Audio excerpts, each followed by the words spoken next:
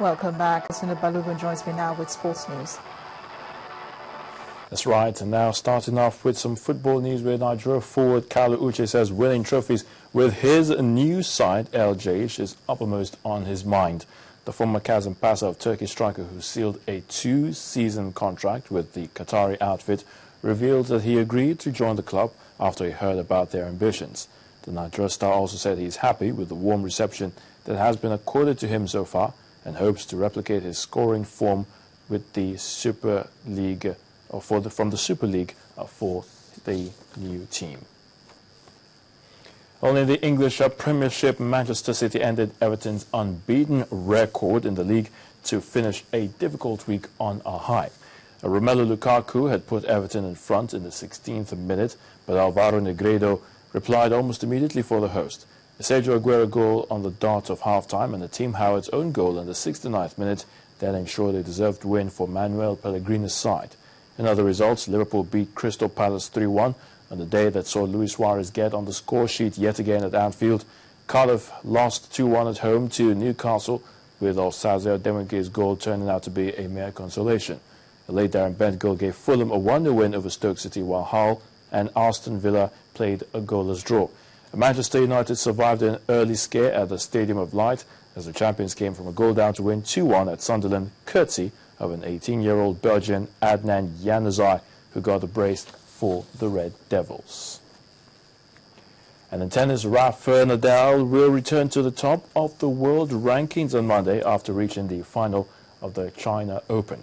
Now, the 27-year-old earned his place in Sunday's showpiece when semi-final opponent, that's Thomas Berdych, retired with a back injury, with a Czech trailing 4-2 in the opening set.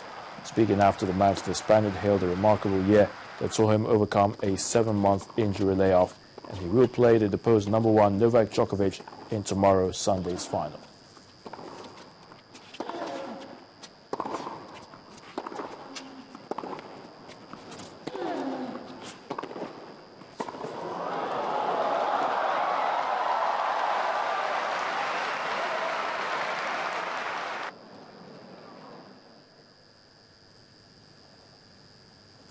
That's it on Sports News. The news at 10 continues shortly.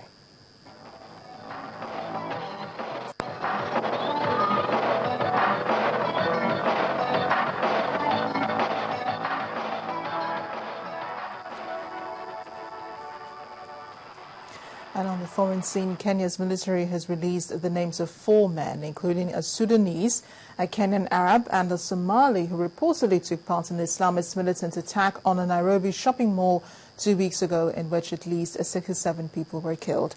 Closed-circuit television footage from the Westgate Mall was broadcast on Kenyan television channels, apparently showing at least 4 alleged attackers with guns walking around the mall's supermarkets and a storage room. Major Emmanuel Checher, spokesperson for the Kenya Defense Forces, confirmed that all 4 men were terrorists and they were killed during the raid. He gave their names as Abu Bara al-Sudani, Omar Naban, Katab al-Kene, and Umaya Kenya. He said previously between 10 to 15 militants who were involved in the mall attack. The Al-Shabaab group said it carried out the deadly attack on the Westgate Mall on September 21st. The Al-Qaeda-linked group said the attack was in retaliation for Kenya's military involvement in Somalia. Well, emergency workers in Italy have been searching the wreck of a boat which crashed off the island of Lampedusa on Thursday, and this time they're using planes and helicopters to spot migrants' bodies around the boat. But the weather has been unkind to the divers. So far, 111 bodies have been found, 155 have been pulled out alive, but more than 200 are said to be in the seas close to the Mediterranean island. As the search continues, local fishermen are unhappy with rescue workers, saying a lot of bureaucracy hampered their ability to save more lives. Residents of Lampedusa on Saturday paid their respects to hundreds of migrants who died when their boat sank as they tried to reach the Italian island on Thursday.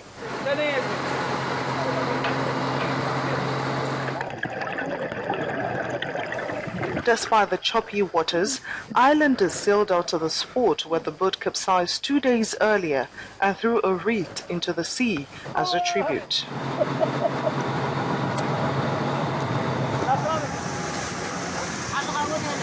Rescue teams have so far recovered 111 bodies and expect to find more bodies in and around the wreck, submerged in 47 meters of water, less than a kilometer from the shore of Lampedusa.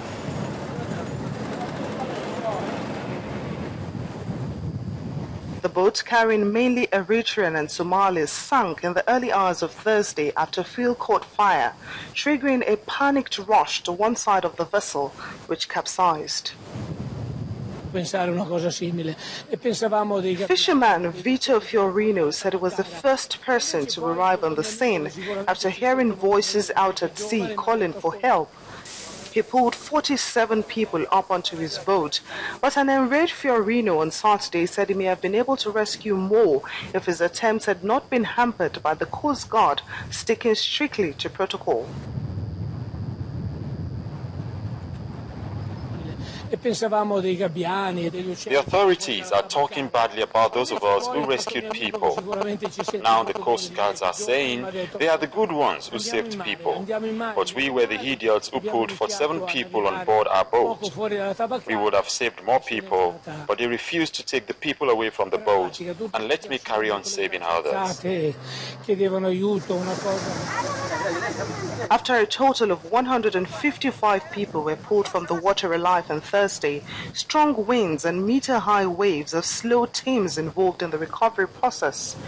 Right now, there is little hope of finding more survivors from the almost 500 passengers estimated to have been on board.